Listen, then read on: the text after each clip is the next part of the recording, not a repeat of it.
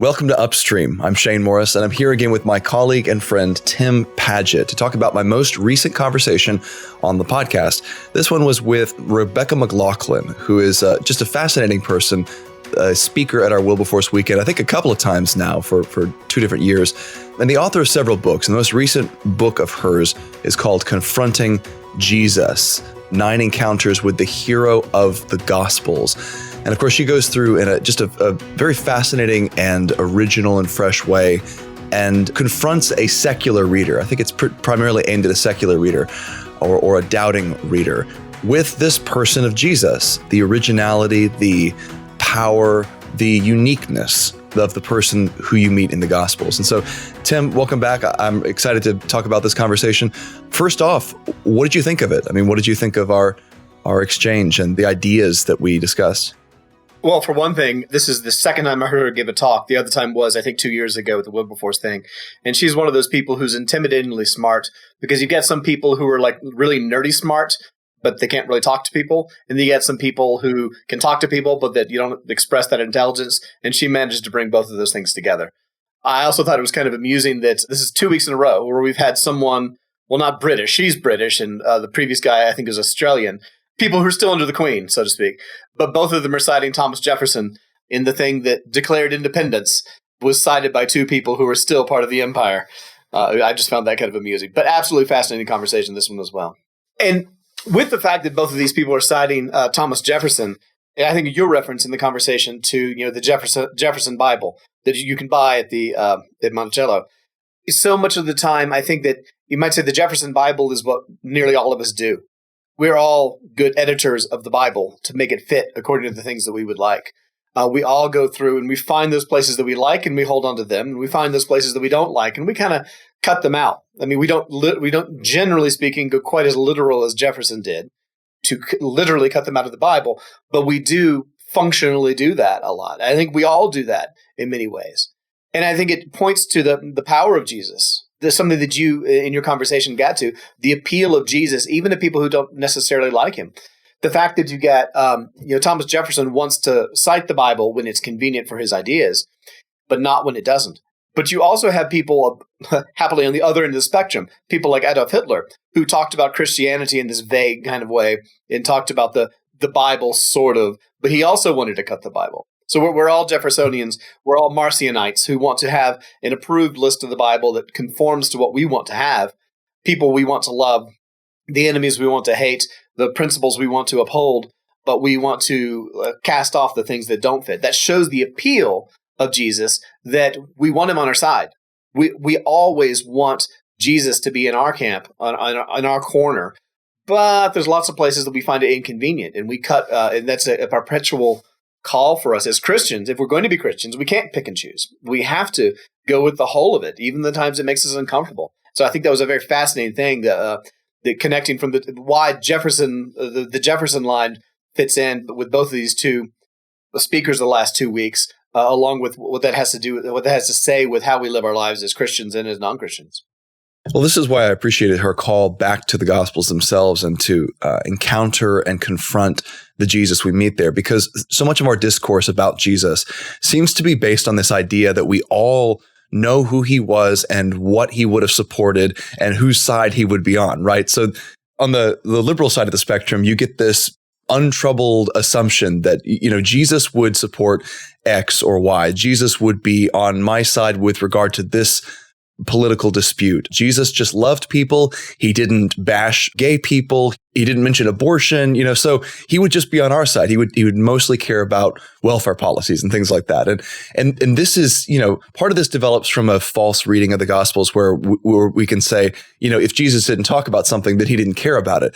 And there was a great parody by Andy Soyboy. Yeah. His name's Andy Soyboy. Yeah. And he parodies this idea that we can deduce what Jesus thought about any subject by how much he talks about it in the recorded gospel. So, he's like, Jesus never mentioned cannibalism. He never condemned the eating of people. So we just need to reconcile ourselves to the fact that there are cannibalistic Christians who are just as good as other Christians. So there's that one component that we can, this one habit of saying, if the Gospels don't mention it, then Jesus didn't care about it or Jesus didn't have an opinion on it. But then there's this other, even more vague sense that I just know who Jesus was. And Jesus was the love guy. He was the not judging guy. He was the open and accepting and welcoming guy. And that aligns roughly with, hypothetically, my liberal political and social proclivities. And therefore, Jesus would support me. And Rebecca really brings readers back to the real Jesus, to confront the actual figure of the Gospels, the hero of the Bible, and the author of our salvation. And he's much more complicated, multifaceted, and difficult to place than a lot of people tend to think. And so for me, the real operative problem is this untroubled assumption that a lot of people, not just on the left, but I think on the right as well, have that Jesus is just okay with my agenda and he supports my way of looking at things and doing things. And I don't actually have to question or interrogate the real person because I just have him pegged already. I know who this guy is. When I used to teach theology classes to like freshmen and sophomores, which is kind of hard to do, particularly if it's 8 a.m, trying to get 17, 18-year-olds to pay attention to theology and history courses. But I would talk about, who is Jesus? And you point out, what's everyone's image of Jesus? Well, it depends on where you are. You've got these images of Jesus, these pictures of Jesus, for the blue-eyed, fair-haired, light-skinned guy. The Warner Stallman Jesus, yeah. Yes, exactly. Or the, what's the bad guy from the first Spider? William Dafoe. The fact that he played Jesus at one point. He did? Yes, he did. In the Martin Scorsese Last Temptation of Christ. I'm something of a messiah myself. Wow, there's a meme we got to work on there. But you also have Max von Sydow, however it was, Swedish actor, and he played Jesus in the 1960s. And so there's this image of this white Jesus. But you go to Korean churches. I remember seeing this. I would share this one picture. It was a picture of Jesus. I think it was from a Japanese church, and the guy was just totally stocked with muscles. And then you show there's an African American Jesus, and then there's a Navajo Jesus. And everyone tends to do that. And in one sense, there's a goodness in that because they're trying to connect with him. Yeah, it gets way overdone for sure because people begin to think that. Sadly, when I was sharing these pictures with my students, I couldn't find a Latino or Hispanic Jesus because there were one of two things. They were either just the white Jesus, or it was someone who put a sombrero on a picture of Jesus, and you got all sorts of racist kind of things. But you see in that an attempt to, not the sombrero, but you see in that an attempt to connect with Jesus. But at the same time, you see it's created him in your own image, creating a caricature of who Jesus actually is. And Jesus was not a white guy. He was not a Korean guy. He was not an African guy. As you had said in your conversation, he was a Middle Eastern Jew living at a particular time, in a particular place. Most of Christ's life, we don't know anything about because he was functionally, basically a construction worker. And he didn't do anything. He wasn't about doing ministry stuff at the time for most of his life. And when he does come along, he says things that upset lots of people. There is this appeal of him, of who he is, and this challenge of him, who he is. And I think part of the reason that people find him appealing is because he is challenging. He does subvert our expectations. The fact that his enemies recognized that he said that he was God, but his friends kept being surprised by that fact, tells you something. That's a telling point that the Sadducees and the Pharisees and the scribes, they all recognize that Jesus is saying he's God. But his disciples, as you guys said in your conversations, like the little dolls you push back and they pop right back. Disciples keep being surprised that Jesus says, oh yeah, I'm God. And this is very different from what you're expecting to be. There is something powerful about that in Jesus. Yeah, the thing that I started the conversation with that I have noticed is that very few people seem to want to discard Jesus. There are very few people out there who just say outright, I don't want anything to do with Jesus. I don't need him to be part of my agenda. I don't need him to endorse my politics. I just think of him as totally irrelevant. Pretty much everyone wants to do something positive with him. So I started with the Gandhi quote, I like your Jesus. I don't like your Christians. Your Christians are so unlike your Christ. And in many ways, that kind of summarizes the attitude of religious people the world over. Islam wants to do something positive with Christ, make him into a prophet. Some Jews actually want to do something positive with Christ to make him into a sort of, semi-prophetic figure. obviously all the cults want to do various things with him that are unorthodox, but also an exalted position. And I think even the Unitarian shading into like a secular humanist perspective want to do something positive with him. They want to say, he's a good moral teacher. He's one of the great lights of history. He's up there with, Buddha or Confucius or Moses or someone like that. And you'd say he teaches us to love one another. He teaches us to forgive. There's something about the figure of Jesus that even for those who have just gotten snippets here and there of his personality and his teachings, kind of like the guy. There's something about him that they find appealing. And then, of course, they reject his claims to divinity and the more specific claims to exclusivity. But at the end of the day, I find very few people who are just like, yeah, Jesus is a total, either he's a fable who didn't exist, or he's a negative figure who's actually subversive in history. In fact, one of the only people who comes to mind, among thinkers is Nietzsche, who looked at Jesus and his teaching as a negative because it's slave morality, right? It's a sort of subversion of the order of nature where the strong rises up in his existential glory and overtakes the, the weak, rightfully so. And I guess the Nazis also had a negative view of Jesus, although because of the prevalence of Christianity, they still had to be sort of pay sort of lip service. And you get the incongruity between Hitler's public pronouncements about Christianity and his private reflections on it, which are very much more negative. But that's interesting to me that you just can't seem to find someone who doesn't like Jesus, or at least doesn't want to appropriate some part of his personality. I mean, I think that there's some ways in which it's particularly true for Americans, and when you talk about particularly political engagement, cultural engagement. I mean, rarely is there an American political figure who's outright atheist, just outright atheist. And even then, Bernie Sanders or something like that, there are a few, but even then they appeal to the example of Jesus, as they will say. But the picture of Jesus that they have is a very comfortable one, conforming to what they already think one. As opposed to the Jesus who was killed, who was opposed by his own people and killed by the Roman state for insurrection. Kind of the contemporary view of Jesus, no one would have bothered to kill. I mean, back to that Max von Sydow movie from back in I think it was 1965. In one sense, it's ridiculous. It has David McCallum, an actor from a Scottish actor. He plays Judas. And then you've got Mary is played by this woman who's got an Irish name and all kinds of stuff. And that's just kind of amusing that it's how it is. But if you watch the movie, it's a bloodless Christ. Everyone's wearing all white.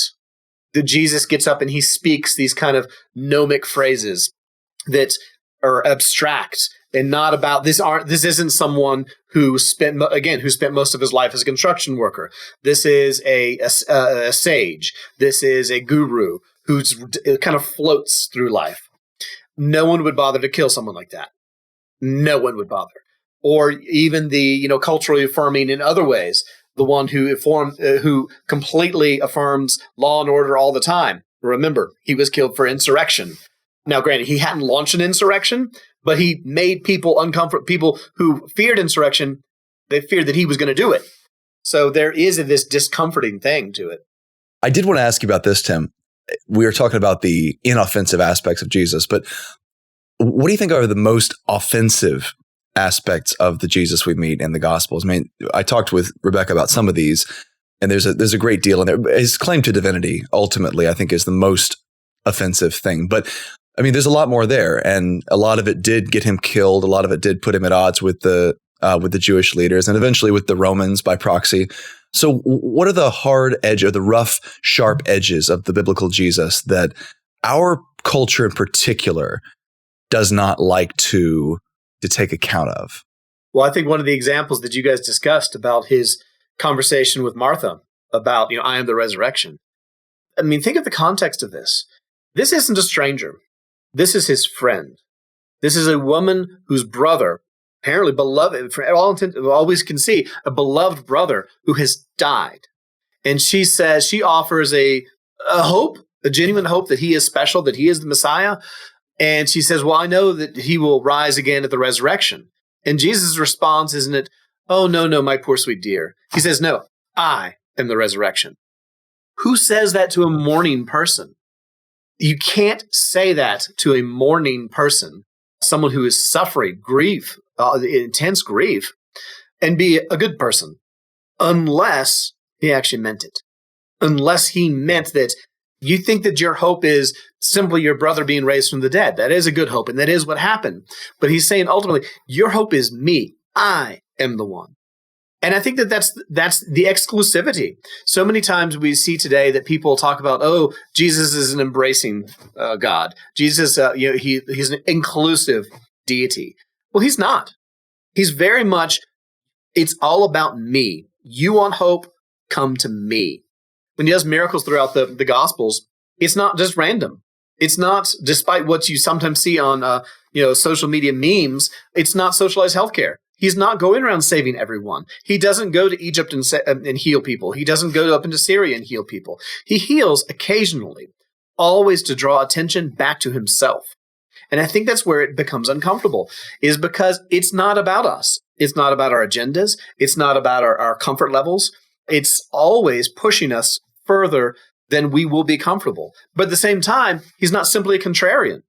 I think that a lot of time people can appeal to Jesus as someone who, he speaks truth to power. He challenged the Pharisees and he embraced the weak and the outcasts. Well, yes and no. While he challenged the Pharisees, he also dined with the Pharisees. While he had dinner with the prostitutes and the tax collectors, he also challenged them and called them away from these lives. Those two dynamics, people think about because we have such a power focus in terms of ethics today, I think when we hear people say that Jesus dined with the prostitute or spoke with the prostitutes and dined with the tax collectors, we see them as simply one group. Those are the outcasts, the powerless. Okay, the prostitutes, yes, they were powerless. Prostitution then, now, throughout all time, has been all but slavery. However, with the tax collectors, these aren't the powerless. These are the powerful. These are corrupt businessmen. And I think that somewhere in your conversation, talking about loving your neighbor and loving your enemies, you two talked about that. That's an unsettling thing, because I think what people want to do is they want to love the culture's enemies. So who are the culture's enemies? Well, it depends on who you are. If you're of a conservative frame of mind, it's the people who stand up for sexual ethics and stuff like that. If you're a progressive frame of mind, it's someone who stands up for embracing the unwanted. Well, the thing is, for a conservative, the rigorous moral people, those are the people they love. For the people who are progressive, they don't hate the homosexual community, the poor, the oppressed. Those aren't people they hate. Those are people they actually love. And so that they actually like those people. So they like to take the title of, like Jesus, I'm loving my enemies, but really they're loving the people that they already like. And with the reference to the Good Samaritan, as you guys said, if we know anything about the Good Samaritan, it's that he's good, right? We miss that in the context today because we're 20 centuries later. But often you hear the story of the Good Samaritan, and it's as though, well, if the Jews knew the Samaritans well, they'd know that they're actually good people and we should all get along. And it's kind of this lovey-dovey, let's all get along kind of thing. They didn't not know the Samaritans. They knew the Samaritans, and they hated them. It wasn't a hatred born of ignorance. It was a hatred born of experience. Or we think back to the Old Testament, the story of Jonah. Jonah is sent to the Ninevites. And we think, oh, once he gets to know the Ninevites, he'll really understand this is just his bias. The fact that that's the capital of Assyria is lost on many readers. So it's just sort of like, oh, the Ninevites, oh, they need, They need Jesus. They need some help too. No, they're Israel's captors. Right. Yeah. And if you can look, sometime people can Google images of the siege of Lachish. It was one of the few times where you have ancient Near Eastern sculptures depicting Israelites. What the Assyrians did to the Israelites is gruesome. It would be R-rated plus if they tried to do a movie of it. It was brutal. It is in this context that God is saying, yeah, those guys, go tell them who I am. And Jonah knows God good enough to know that he's going to give mercy. And I think that that's where it's the most discomforting. We're all about loving the culture's enemies. We're not too keen on loving our enemies. The thing about Jesus that I think creates the most difficulty for our time is the fact that he was, and this was the first chapter that Rebecca goes into, the fact that he was so very Jewish and the fact that he saw himself as an inheritor and fulfiller of Israel's faith, and the faith of the Old Testament. You'll hear a couple different lines today that really try to ignore or downplay that. For one thing, you'll hear the line that we need to sort of uncouple or unhitch our faith from the Old Testament, that really we can just have this Jesus who's floating out in the ether of history, who comes onto the scene and tells us to love each other and then gives a universal faith. And he just happens to come from Israel, but he could have come from anywhere. And that's the faith of Marcion. That's the faith that just wants to start with Jesus divorced from the story of Israel and Israel's God. I'm reading right now Peter Leithart's book, A House for My Name, which is an overview of the Old Testament and all the ways that Jesus fulfills and unites the Old Testament. And he expressly deals with that sort of New Testament-centric faith at the opening. And he says it's untenable because Jesus is self-consciously Jewish. He's self-consciously an heir and fulfiller of Israel's faith and the embodiment of Israel's God. And so you can't do that. The other thing that I often hear is this idea, and you hear this from more conservative people, which is that we need a relationship with Jesus, not a religion. We need to just get down to the personal devotion to Jesus, perhaps with a Bible in our laps, with our prayer life toward him. And that's enough. We don't need the ritual, the tradition, the structure, the community of what we call religion. And in fact, some people go so far as to say Jesus came to abolish religion. There was a spoken word poem by Joel Bethke a few years ago that sort of contrasted the two and said Jesus came to set up a relationship of love, not religion. He's against religion. He hates religion. And the Jesus of the Gospels just won't countenance that sort of description, because Jesus is completely self-conscious about the fact that he is a pious Jew. He is an inheritor of the religion of the prophets and of Moses. And he views himself as a better interpreter of the prophets and Moses than those who are in power. And so when he calls them to obedience to the law, for instance, he never says disregard these things that Moses said. What he always does is intensify what Moses said. So, the two famous examples are, you've heard it said, don't murder. But I say to you, if you get angry at your brother, you hate your brother in your heart, then you have killed him in your heart. And then the other one is, of course, you've heard it said, don't commit adultery. But I tell you, if you look at a woman with intent to lust, then you have committed adultery with her already in your heart. And he goes through the law and intensifies it in these countless ways. And then he adds to that, if you break one of the laws, if you've offended at one point, then you've broken the whole thing. And, you might not catch the religious overtones there at first, but it becomes extremely clear when you realize that a lot of what he's doing, and I didn't find this out until, I think it was when I read Sholem Asch's book, The Nazarene. And then I went and researched some of the claims he made, because I was like, wow, this is fascinating. I never knew this had a history in Judaism.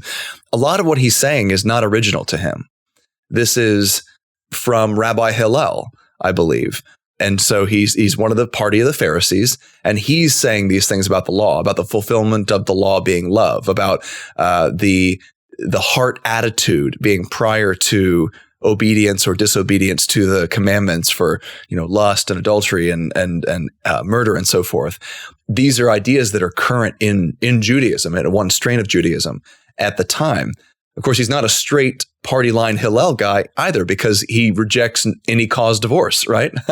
So he goes with Shammai on that one, which is more in line with the strict, I guess the strict constructionist party is what you'd call them. But yeah, so Jesus is in conversation with religious controversies of his time, and never once does he denounce the enterprise of interpreting, faithfully living by, and taking the Old Testament as authoritative. He views himself as in perfect integration with it, so much that he says that not one jot or tittle, none of those would vanish from the law until all things have been fulfilled. He views himself as in complete continuity with that. And that cuts against both the we need a relationship, not religion crowd, and the sort of we need to uncouple our faith from the Old Testament because it's, it's somehow out of alignment with the character of Jesus. Especially in Matthew, Jesus portrays himself consistently as in perfect, flawless alignment with the faith of the Old Testament. And he's come to correct the distortions of those who have misread and misused it. And of course, the biggest distortion is that they have emphasized the letter to the exclusion of the Spirit. And he said, what does Jesus say? He never says, forget the letter, just do the Spirit. He says, you should have done the letter with also doing the Spirit. Tithe your mint and dill and cumin, but you should have also loved the widow and the outcast and the poor among you. This is the heart of the law. He's a religious man. I mean, there's no other way to put it. And he's an Old Testament Jewish religious man. You think about this, that again, as I mentioned earlier, we don't know much about Jesus' life. There's no record between the time he's 12 and the time he's about, John says, about 30. And that could have been more than that time, because he just says he's about 30. Well, if you're Tertullian, he was in his 50s. So, well, there you go. Yeah. Well, if you take the eldest thing of Jesus, that he's born, they think he's born around 6 BC, and then he dies around 30. Well, that still puts him in his mid 30s. So there you go, Shane, right at your age there. So, but you see that Jesus, for all that time, from the time he's 12, and then an adult Jewish male at that point, after a fashion, until the time he's 30, that's at least 18 years. 18 times he's going up to Jerusalem. He's going to Jerusalem to do his sacrifices, the 3 times a year that every adult Jewish male was supposed to go. He's going to synagogue. He's doing these things. If he had not been doing those things, his Jewish opponents, his fellow Jews who opposed him, would have called him out on that. No one ever says anything about that. No one ever faults him for his observance of the law. He was going up to Jerusalem for the Passovers. He was going up to Jerusalem he was doing the Feasts of Booths. He was doing all these things. Otherwise, someone would have said something about it. I think that's something that's very telling. I think that something else that's very telling is if you look at you mentioned Matthew, but think also of Luke, particularly in the book of Acts, but in many other places. Luke is constantly justifying the Christians as being a continuation of the Abrahamic, Mosaic, Davidic, Ezra story.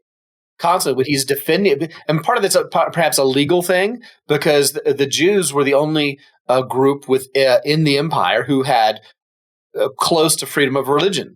They were not required to sacrifice the emperor, because even to the Romans, the Jews had an ancient faith. And the Christians are saying, hey, we're part of this too. We shouldn't be persecuted. We're part of this too. So part of it's kind of a legal thing. But Luke is still saying we're part of this same story. You can't understand Christianity without understanding what has gone before. And I think the ultimate example of how this is so is Jesus himself. Not only his practices or his implicit practices we've talked about there, but there's also, what does he say at the Emmaus Road? He's going along with, what's his name, Cleopas and whoever the other one was. They're walking along and they discuss Moses and the prophets. And Jesus explains how all of it led up to him. You can't understand the purpose of the Old Testament without seeing its fulfillment in Christ. It doesn't make sense. If you have no Christ, if you have no Messiah, we're left with kind of a Jewish stoicism.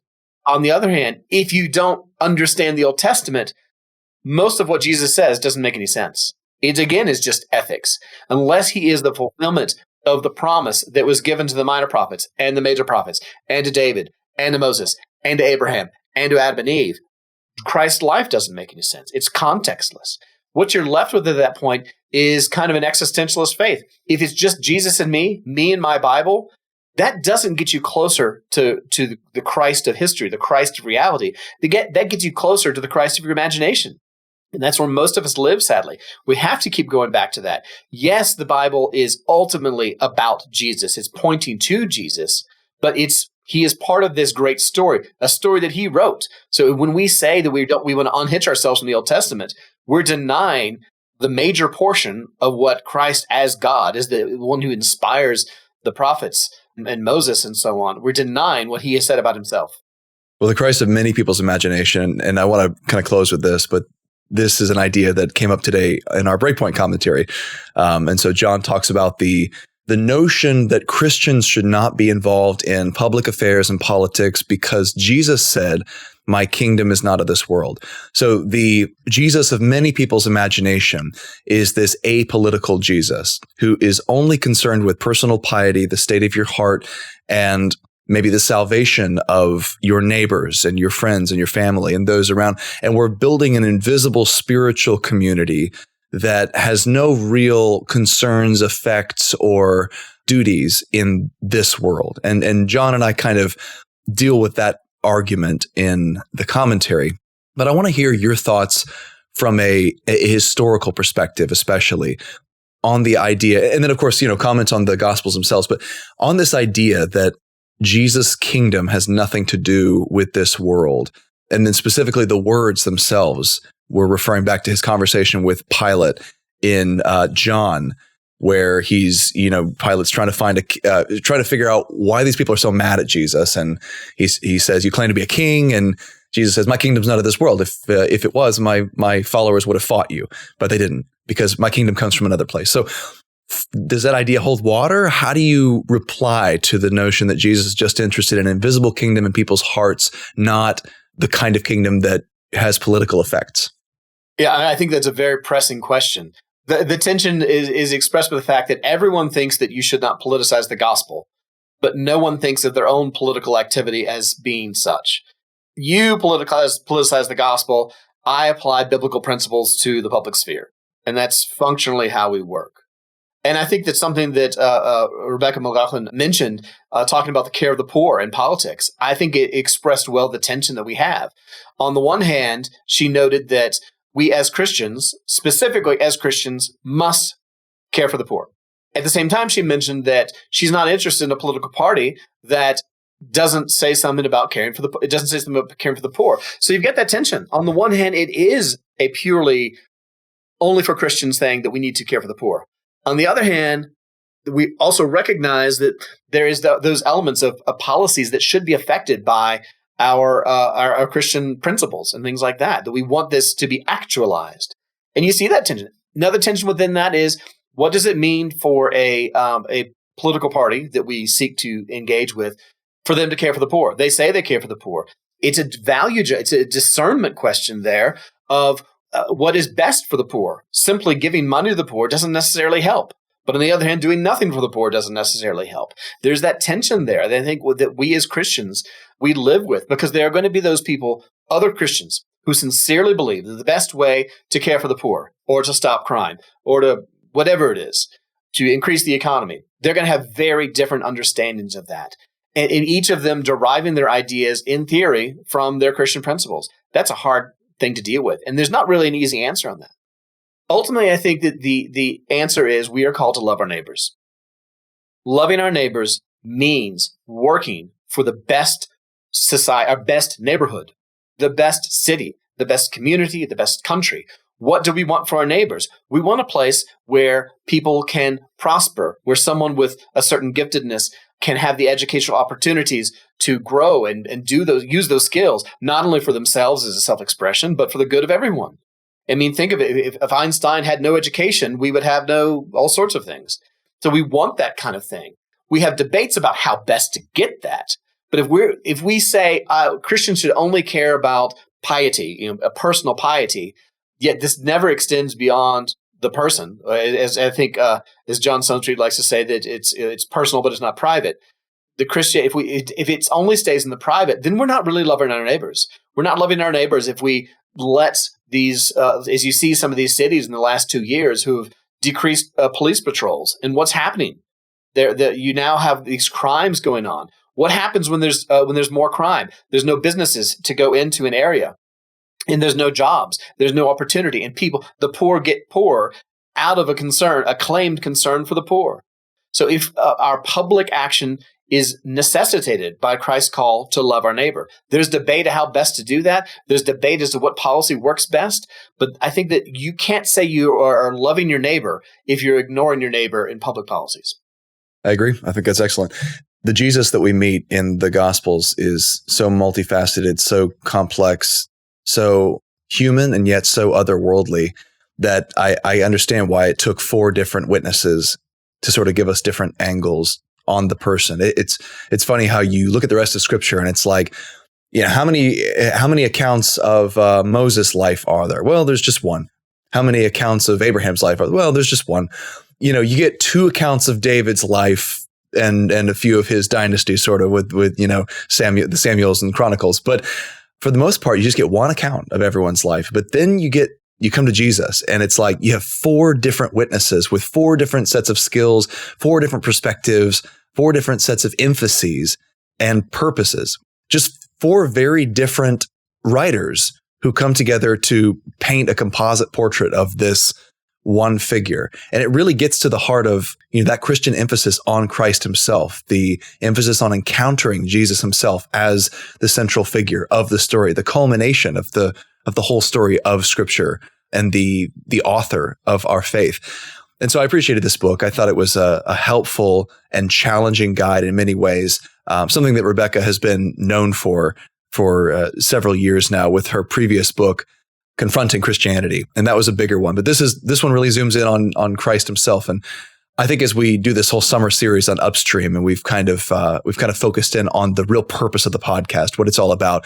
I wanted to have a podcast on Jesus early on because I think that Jesus and then the teaching that flows out of Jesus in the New Testament, like I talked about with Glenn Scrivener, is central to the whole project of, going upstream, of reaching the fountainheads of Christian wisdom and figuring out what it is we're all about and why we do what we do at the Colson Center and why we think the way we do as Christians. So, Tim, thank you again for joining me. This is always a fun and far-ranging conversation each week, and I look forward to the next one. Sure, happy to come again and look forward to next time.